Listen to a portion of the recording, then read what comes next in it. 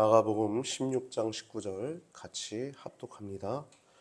주 예수께서 말씀을 마치신 후에 하늘로 올리우사 하나님 우편에 앉으시니라. 아멘. 오늘 본문을 통해서 나눌 제목은 하나님 우편에 앉으신 예수님이라고 하는 제목을 가지고 나눌 때 여러분 큰 은혜의 시간 되시길 바랍니다. 여러분, 예수님, 그분은 누구십니까? 그분은 첫 번째 하나님이시죠. 원래 하나님이셨고, 두 번째는 그분은 우리의 주님이십니다. 주님, 영어로 로드라고 하죠. 로드. 주님, 주인, 주님이죠. 우리가 기도할 때도 주님의 뜻대로 기도하는 이유는 주님 뜻이 우리의 삶 가운데 이루어지기 위해서 주님 하면서 기도하는 것이지, 우리의 뜻을 이루기 위해서 주님께 기도하는 건 올바르지 않죠. 주님의 뜻을 이루기 위해서 우리가 기도를 하듯이 주님이십니다. 우리의 주님. 그분은 하나님이신데 우리들의 주님이 되시려고 이 땅에 오신 거예요. 하나님이셨습니다. 근데 우리들의 주님이 되시려고 이 땅에 오신 거예요. 원래 하늘에 계셨던 분이죠. 창조 시에도. 예수님의 성육신에 대해서는 구약의 성경에 여러 군데에 많이 나와 있죠. 그 가운데서 하나 보면 이사야서 7장 14절에 마태복음에도 나오는 내용인데, 그러므로 주께서 친히 징조로 너희에게 주실 것이라. 보라, 처녀가 잉태하여 아들을 낳을 것이요 그 이름은 임마누엘이라 하리라. 아멘. 처녀가 아이를 잉태하는데 과학적으로 맞지 않죠. 근데 그 처녀가 아이를 잉태하는데 그분 안에서 하나님이 나온다는 거예요. 임마누엘이라는 단어가 뭐냐면 하나님이 우리와 함께 하신다라고 하는 단어죠. 보라, 처녀가 잉태하여 아들을 낳을 것이요 그 이름은 임마누엘이라 하리라.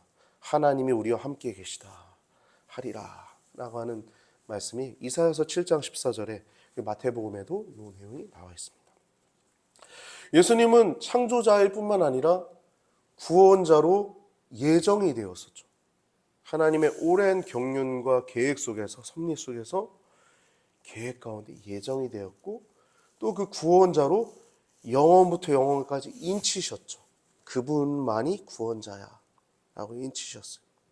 그래서 요즘 종교다원주의로 다른 데도 구원이 있다 얘기하는 분들이 계신데 올바르지 않죠. 그분들은 예수님의 성육신, 아담의 존재조차도 부인합니다. 그분들은 아담의 실존조차도 부인해요. 아담, 태초의 사람이잖아요. 태초의 사람. 아담의 실존조차도 부인한다니까요. 성경을 어떻게 보는지 모르겠어요. 그런 분들은. 근데 여러분, 우리 안에 내주하신 성령께서는 우리 안에 확증하신 줄 믿습니다. 예수님만이 구원자십니다. 나로 말미암지 않고는 아무도 아버지께로 올 자가 없다라고 말씀하셨어요.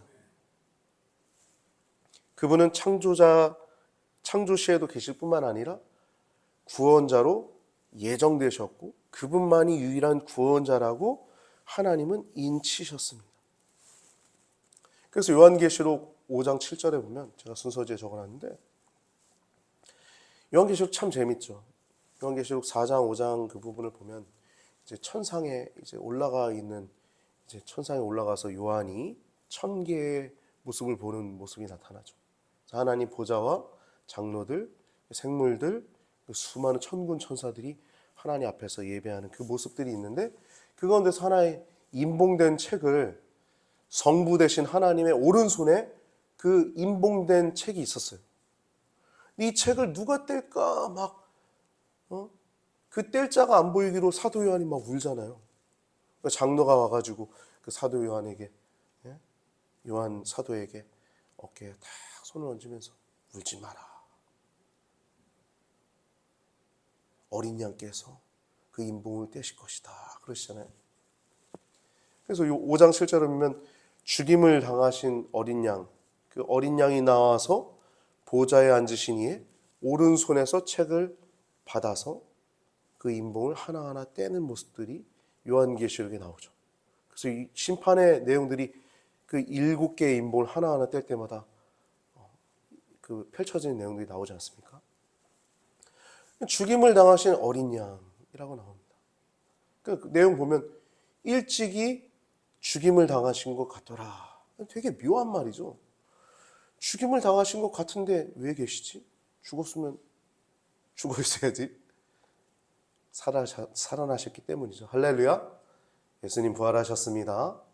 할렐루야. 예수님 부활하셨습니다. 일찍이 죽임을 당하신 것 같더라.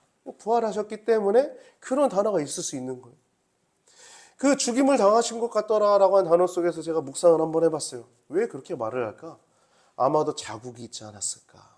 예수님의 손에 못 박히신 그 못자국, 발에 못 박히신 그 못자국, 또 머리에 가시관에 찔리셨던 그 구멍들, 또 허리에 찔렸던 그 창 자국, 그 자국들이 아마도 그 예수님, 어린 양으로 표현되는 예수님의 모습 속에 그 자국이 있었기 때문에 아마 그 흔적 때문에 그렇게 말하지 않았을까, 요한계시록에 말하지 않았을까 생각이 됩니다. 여러분, 예수님은 왜 죽으셨습니까? 왜 죽으셔야 했을까요? 우리 죄 때문이죠. 우리들의 모든 죄 때문에. 우리들의 어떠한 죄일지라도 용서해 주시기 때문에, 용서해 주시기 위해서. 그분은 하나님이신데 우리들의 주인, 우리들의 주님, 로드, 하나님이 되시려고, 주가 되시려고 이 땅에 오셨습니다. 바울은 우리가 지난주 나눈 말씀인데요, 고린도후서 11장 2절을 보면 이렇게 얘기하고 있어요. 순서지 2번에 기록해놨는데요, 내가 하나님의 열심으로 너희를 위하여 열심하느니 내가 너희를 정결한 처녀로 한 남편이신 그리스도께로 드리려고 중매함이라 라고 얘기하고 있어요. 사도 바울 자신을 중매자로 얘기하고 있어요. 중매자. 어떤 중매자? 성도를 주님께로 인도하는 중매자로 얘기하고 있습니다. 예수님을 뭐라고 얘기하고 있냐면 한 남편이신, 그 열처녀 비유에서도 신랑 되신 주님을 또 비유하고 있지 않습니까? 모든 성도는 처녀예요, 처녀. 중매자. 참 어떻게 성경 참 재밌게도 참 기록되어 있죠? 할렐루야. 너무 재밌어요, 성경. 그래서 우리는 한 남편이신 그리스도께로 준비되어져 가고 있는 정혼자예요, 정혼자. 정결한 처녀입니다. 그래서 내가 하나님의 열심으로 너희를 위하여 열심 내노니 내가 너희를 정결한 처녀로 한 남편이신 그리스도께로 드리려고 중매함이로다 라고 얘기하고 있어요. 중매함이로다. 바울은 따라서 마침내 결혼할 때, 언제입니까? 재림 때죠. 재림. 예수님 재림하실 때 우리들의 정결함을 잘 유지하여서 그리스도를 향하는 깨끗함과 진실함 가운데에서 우리와 성도들을 잘 맺게 하는 중매자 역할을 감당하는 것이 그의 역할로, 사명으로 생각하였습니다.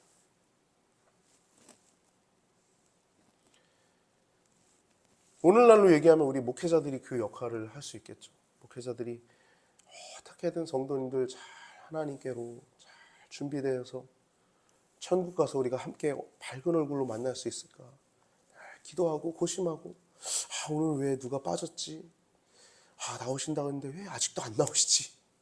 계속 고민하고 아파하고 기도하고 하는 것이 우리 목사들의 마음이고 또 우리 성도님들의 마음인 줄 믿습니다.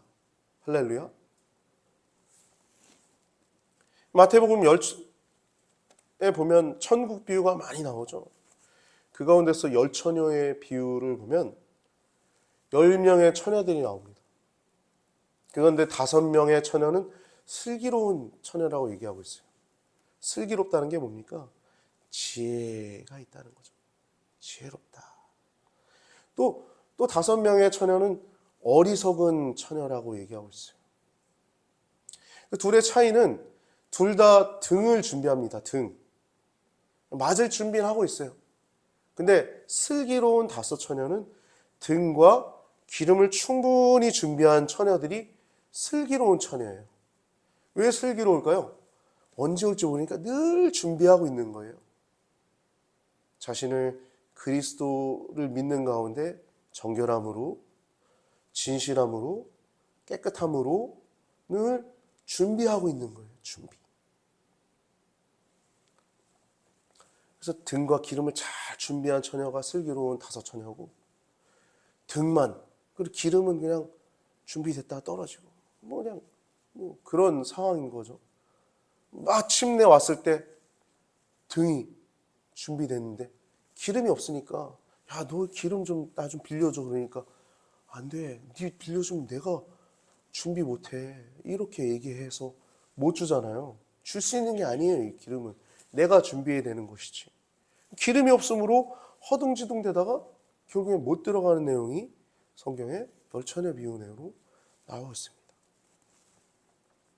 우리는 그리스도를 향한 진실함과 깨끗한 가운데 슬기로운 처녀들처럼 기름까지 잘 준비된 성도님들 되시길 바랍니다. 할렐루야. 잘 준비하고 있는 줄 믿습니다. 우리 예수님은요, 인간이 되셨죠. 십자가에서 모든 죄를 지시고 죽으셨어요. 지금은 부활은 뭡니까? 다시 살아났다는 거죠. 예수님은 무덤에 있는 시간이 딱 정해져 있었어요. 사흘. 예수님도 말씀하셨고, 오래전부터 계속 말씀이, 요나 내용도 그렇고 다 예수님을 향한 말씀들 아닙니까? 그 예정되었던 그 3일 만에 금토일 주일날 부활하신 거예요. 그래서 부활하셨는데 더 중요한 건 지금 아버지께로 가셔서 지금 그 우편에 앉아 계시다는 것입니다. 할렐루야. 예수님 그런 말씀하셨죠. 내가 아버지께로 가는 게 너희에게 더 유익하다. 그래야 내가 너희에게 성령을 보낼 거다. 성령이 뭡니까? 늘 우리와 함께 계시는 파라클레토스, 곁에서 도우시는 분, 늘 곁에서 돕는 분. 그분이 파라라고 한 단어가 뭐뭐 곁에라고 하는 전치사거든요.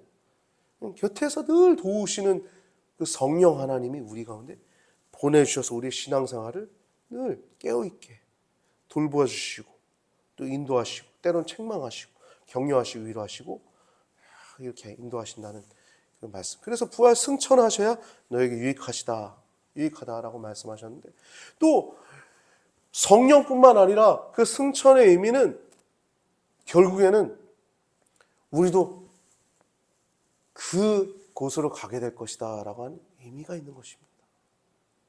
할렐루야. 요한계시록 보면요, 21장 그 거룩한 성 새 예루살렘이 하늘로부터 내려오잖아요. 그 거룩한 성 새 예루살렘이 바로 천국이거든요. 천국 묘사가 쭉 나오는데 하나님 앉아 계신 그 보좌, 따로 성전이 따로 없대요. 그냥 하나님 앉아 계신 그곳, 그 옆에 예수님 앉아 계신 그곳, 그것이 너무 찬란해가지고 해나 달도 없는 게 아니에요. 해나 달도 있는데 그게 쓸데가 없을 정도로 너무 찬란하다는 거예요. 그것이 천국인 줄 믿습니다. 할렐루야. 우리가 그곳에 가게 될 거예요. 우리도 부활할 것이란 얘기것이고, 또 우리가 그분과 함께 먹고 마시며 찬양하며 찬미하며 살아가게 될 것이란 의미입니다. 천국에서 다 만나볼 수 있게 되길 바랍니다. 여러분이 기도하고 있는 그 성도님들 한 분 한 분의 영혼들도 다 천국에서 만나볼 줄 믿습니다. 할렐루야. 여러분들이, 우리는요, 기도하되 낙심만 안 하면 되는 거예요. 낙심은 인간적인 생각 때문에 낙심하는 거거든요. 우리 인간적인 생각을 할 필요 없어요. 구원은 누가 하세요? 여러분도 구원하셨잖아요. 저도요, 기독교 집안에서 자랐지만 저도 지옥 갈 인생이었어요. 하나님이 저도 구원하셨어요. 할렐루야. 우리의 구원은요, 우리가 상상을 초월합니다. 우리 인간적인 생각을 초월해요. 하나님이 마음 먹으시면, 우리가 기도하면, 우리가 끈질기게 기도하면 하나님이 하시는 것입니다. 할렐루야. 구원 행위는 전적인 하나님의 역사인 것입니다. 우리는 낙심하지 않고 끝까지 붙들고 기도하면 이루신 줄 믿습니다. 그래서 오늘 본문을 보면은 주 예수께서 말씀을 마치신 후에 하늘로 올리오사 하나님 우편에 앉으시니라 라고 마가복음 마지막 부분에 얘기하고 있습니다.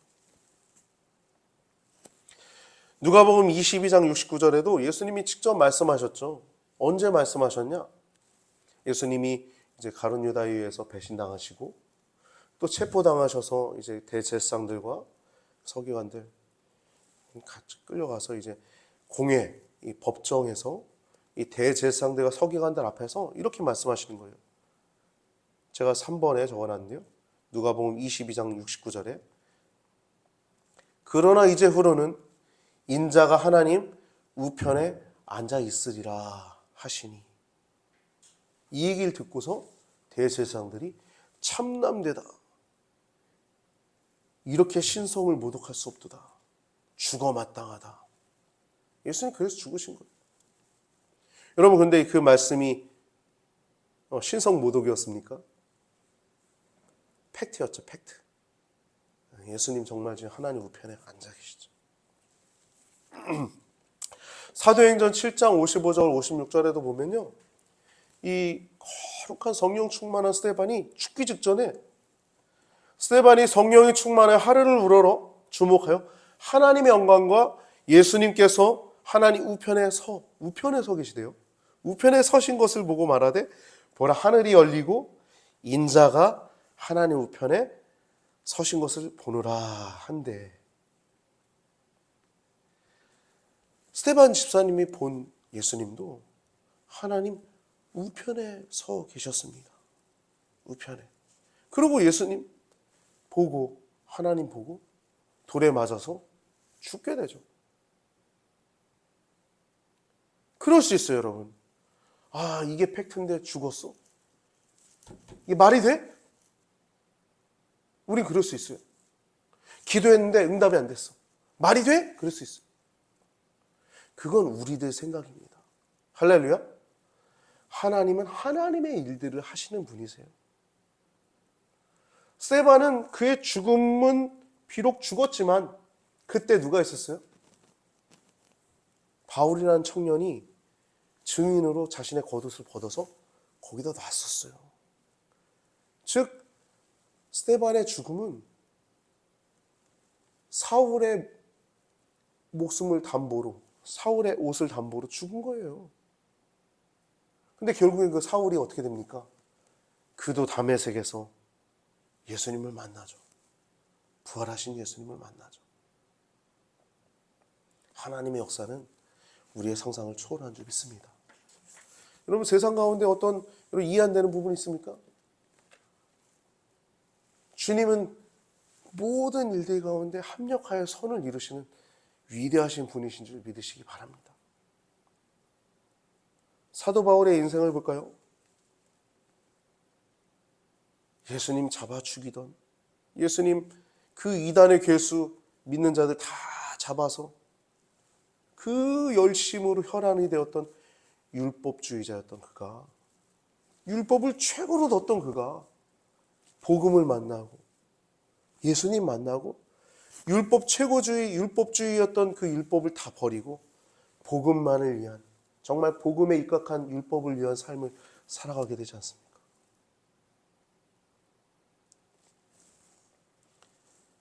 빌립보서 2장 5절에서 8절 말씀 보면 바울이 이렇게 얘기합니다. 너희 안에 이 마음을 품어라.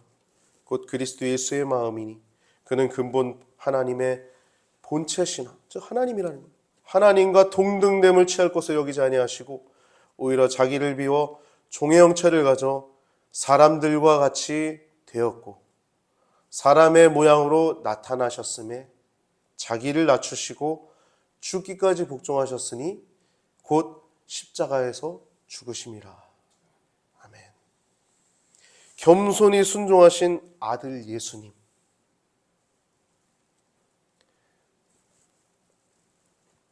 그분의 죽으심은 우리도 본이 되어서 그분이 하나님이신데 겸손히 아버지께 순종하신 것처럼 우리들도 하나님께 순종하도록 본을 보이신 것입니다.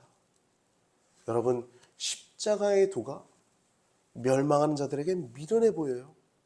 그러나 그 십자가의 도만이, 그 험한 십자가만이 우리에겐 구원을 주신 하나님의 능력임을 기억하셔서 죽기까지 자기를 낮추시고 죽기까지 복종하신 예수님처럼 여러분과 저도 그 험한 십자가를 더욱더 사랑하며 이 땅 가운데 우리가 주어진 그 시한폭탄과 같은, 언제 죽을지 모르는, 죽기가 정해진 것 같은 시한부 인생인 것 같은 그러한 자각을 가지고 살아가서 여러분의 삶이 정말 의미 있고 우리들의 삶이 정말 하나님 보시기에 예수님의 십자가의 그 삶처럼 험한 십자가의 능력이 여러분과 저의 삶 가운데 더 충만하게 있게 되기를 주님의 축복합니다. 십자가를 지는 여러분들 마음 가운데 주님의 능력이, 주님의 사랑이 충만한 줄 믿습니다.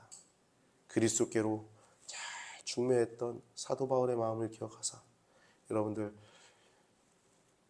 예수님을 향한 진실함과 그 깨끗함을 잘 유지하시는 정결한 처녀, 정혼자 되시길 주님의 축복합니다.